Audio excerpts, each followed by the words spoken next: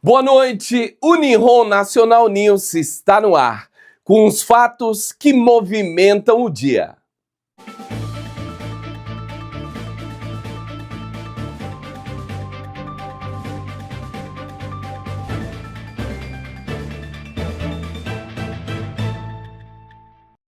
Nesta terça-feira, você fica por dentro dos fatos mais importantes do Japão, do Brasil e do mundo. Vamos juntos, o jornal está no ar.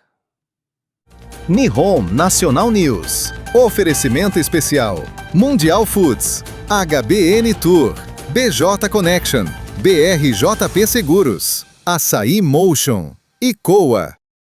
Sonha em trabalhar e viver no Japão? HBN Tour é a sua ponte para oportunidades incríveis. Inscreva-se agora e dê o primeiro passo para uma carreira de sucesso. HBN. Para mais informações, acesse nosso site ou entre em contato pelo telefone ou através de nosso WhatsApp. BRJP Seguros. Faça seu seguro conosco e tenha tranquilidade. Tá na BRJP, tá seguro. Para mais informações, ligue ou envie uma mensagem no nosso WhatsApp. Uma mudança importante na política imigratória do Japão está gerando preocupação entre residentes estrangeiros. O governo japonês passou a não exigir mais o aviso prévio de 2 meses aos advogados antes da execução de uma deportação. Na prática, isso significa que o prazo para a defesa pode ser reduzido.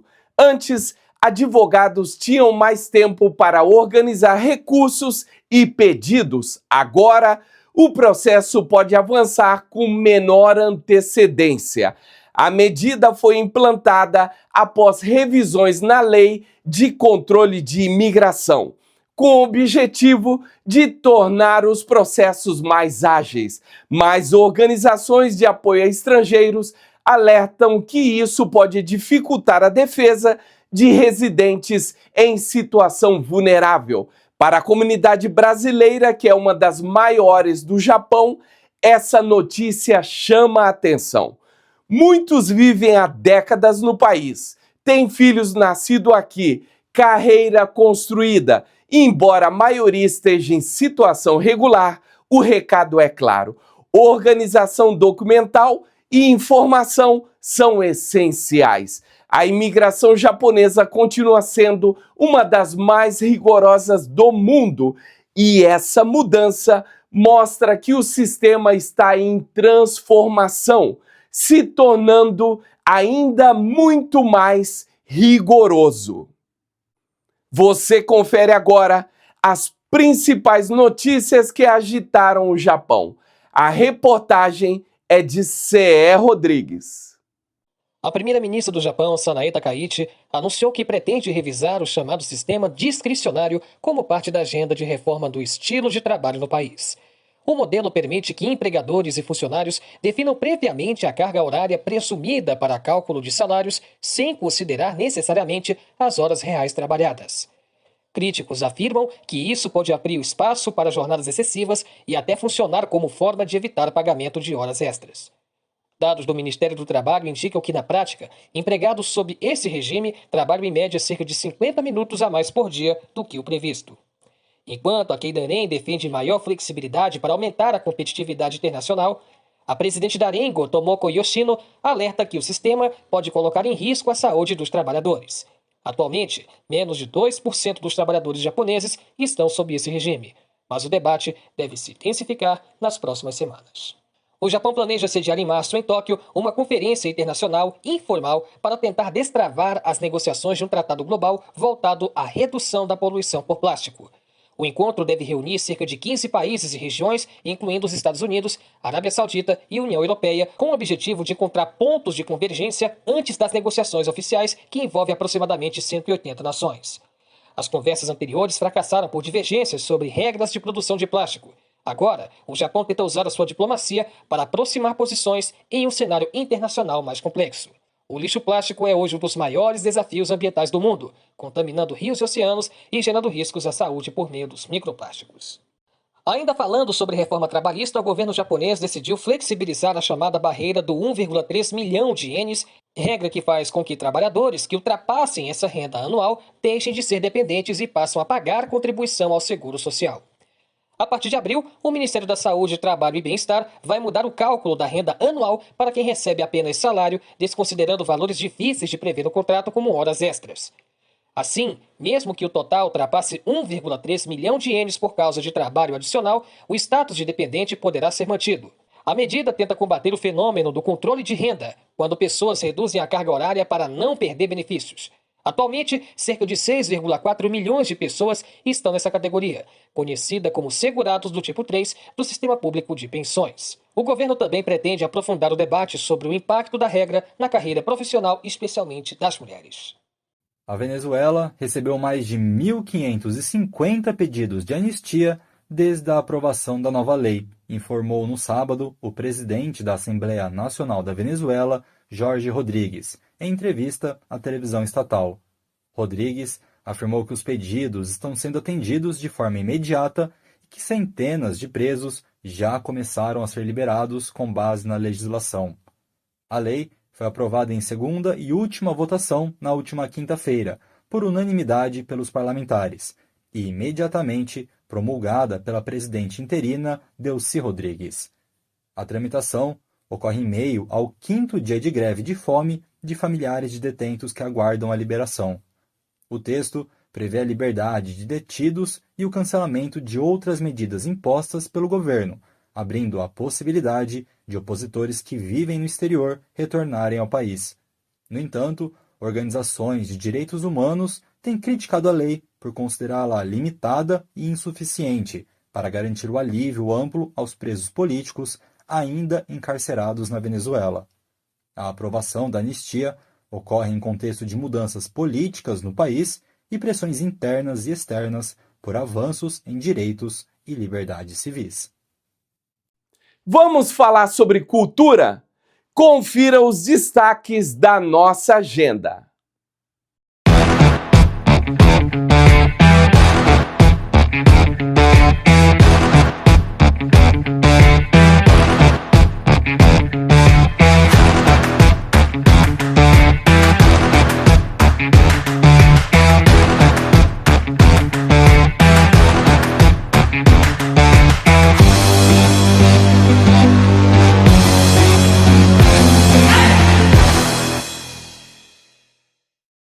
Você acompanha agora os assuntos que ganharam repercussão no Brasil com o nosso repórter Felipe Vital. É com você, Felipe. Um instrutor de voo e uma turista morreram no último sábado, dia 21, após a queda de uma asa delta em São Conrado, na zona sul do Rio de Janeiro. As vítimas caíram no mar e não resistiram aos ferimentos. A Polícia Civil vai investigar as causas do acidente.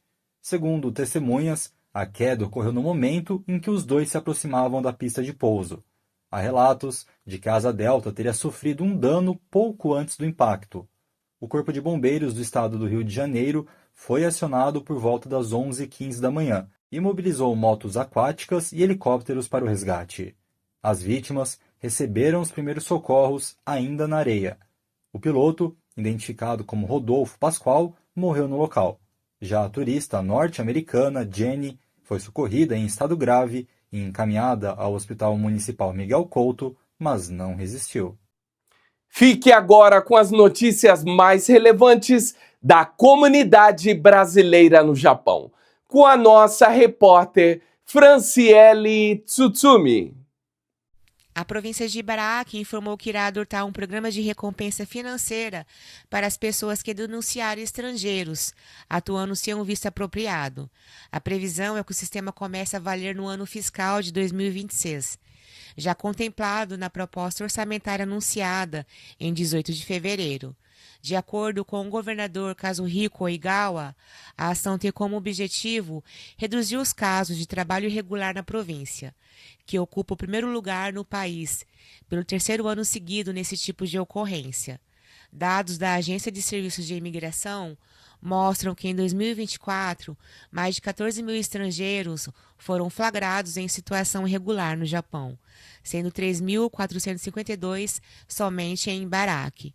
As denúncias poderão ser feitas online e, caso resultem em prisão, o informante poderá receber uma recompensa em dinheiro. Apesar de já existir um modelo semelhante em âmbito nacional, iniciativas conduzidas por governos provinciais são incomuns. A proposta tem gerado debate e preocupação entre entidades de apoio a imigrantes e especialistas em imigração. Vamos conhecer algumas ONGs que espalham esperança aqui pelo Japão. Confira agora o Solidariedade Nihon ITV.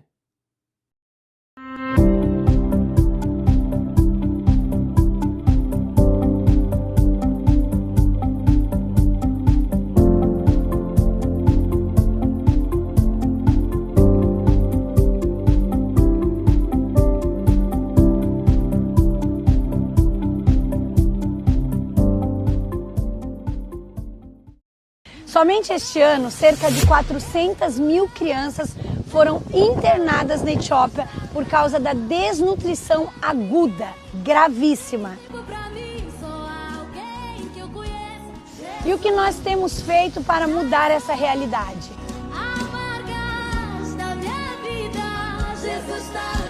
Eu sou a missionária Viviane Brunieri, fundadora do projeto Missão Etiópia. E eu estou aqui para te fazer um convite. Vamos juntos mudar essa realidade?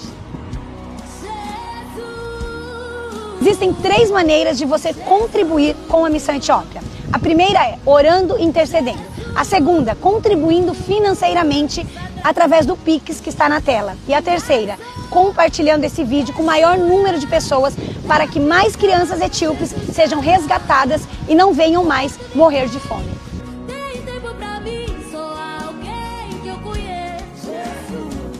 Agora a gente muda o foco e olha para o céu. Como fica o tempo amanhã? A previsão completa é agora.